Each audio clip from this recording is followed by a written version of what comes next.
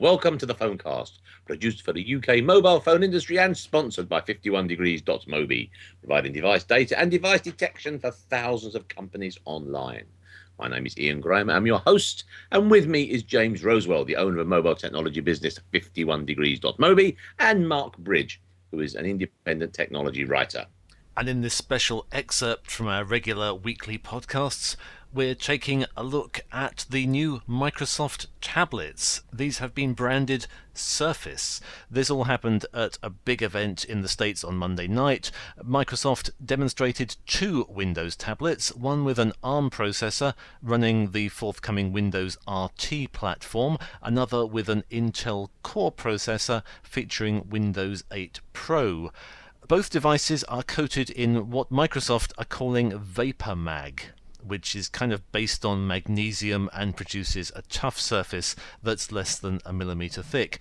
They'll also have a built-in stand, a clip-on keyboard, front-facing and rear-facing cameras, USB connectivity, and a memory card slot.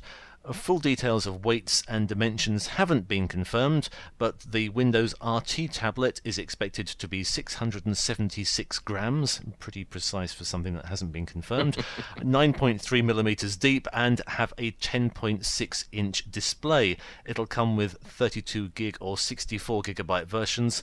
The Windows 8 Pro computer will be thicker and heavier than that. There'll be a choice between 64 gig and 128 gig. Microsoft says pricing is expected to be competitive with a comparable ARM tablet or Intel Ultrabook class PC. In terms of size, weight and dimensions, they are a bit bigger than an iPad, a bit heavier than an iPad, but a larger screen than an iPad as well. And a keyboard comes with it, a physical keyboard. Yes, that's built into a cover that goes over the front of that. What a lovely idea.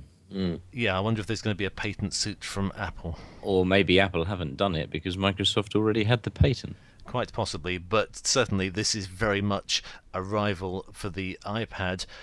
One of the questions I have is whether or not people will get confused between the two versions, because we've got Windows 8 coming out towards the end of this year. Now, Windows RT is the software that's effectively built in or baked in, much like an iPad, much like a mobile phone, whereas Windows 8 Pro is the more conventional, I guess, version of Windows 8. So RT will come with a version of Microsoft Office. Windows 8 Pro, you'll have to buy a separate version of Microsoft Office. That's just one difference.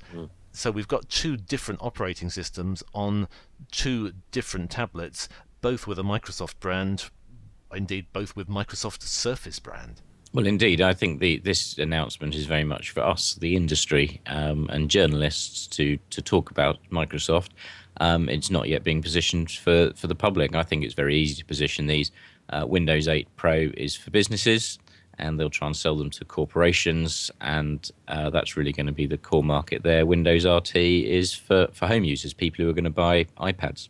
I think it's that simple. And what they're doing is they're saying, okay, Apple have got the MacBook Air. We're not even going to go there. We're just going to go straight to this Windows Pro tablet Surface device. In terms of price, it says comparable here to an ARM tablet or the Ultrabook class PC. What is that in comparison to an iPad? If I had to guess, and I mean we're 6 months away probably from seeing them actually physically in the shops over here. There's no mention of UK release, but I think there's no chance of them not turning up either. I think we're looking at a premium over the price of an iPad at the moment. Certainly a premium over the price of a base level iPad. Yeah, I'd agree. It feels like this is going to be slightly higher, maybe by $100, something like that. I think the thing here that we haven't talked about is this is a milestone for Microsoft, and it's a milestone because this is the first time they're going into competition with their partners, their hardware vendor partners. The devices they've made before have been mice with the Microsoft brand on it, keyboards. No one got particularly excited about that. Then they went into the games console market where they didn't have any games console hardware distributors. But they have gone completely away from doing this kind of thing. So they're now moving into the market. So it's a big bet for Microsoft, and certainly analysts' opinion, it's only less than 12 hours old whilst we're talking about it, Mm. is very positive. So it's a big bet for Microsoft. But if you're a partner of Microsoft who sells hardware, your Dell, Lenovo, Samsung, Acer, Asus, etc., this is very difficult because the key company who provides you with an operating system is starting to move into your market. Okay, we don't necessarily, all those companies I mentioned don't necessarily produce tablets at the moment, but they're certainly in the netbook and laptop market. So this is a big move for Microsoft, and I kind of wouldn't want to be an account manager with a hardware partner at Microsoft today. Have Microsoft got what Apple have got in shovel loads, and that is the cool brand, or don't they care? Well, they have brand. They have brand for sure, yes. Yeah, and this is a business. So If you does look at Skoda.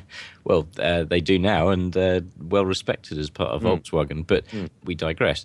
I think the Windows 8 Pro computer is targeted at businesses. Businesses use Microsoft. Microsoft have a strong brand. CIOs buy Microsoft.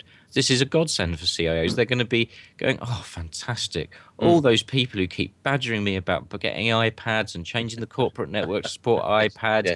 I don't have to worry about that anymore. I just say, wait, Microsoft have got a device coming out. This is what we're going to buy. We're going to give you Windows 8 Pro, tablet, Surface computers. Yeah. This is a big change for Microsoft in its core strategy, and it's going to be very interesting to see how this pans out over the next 6 months.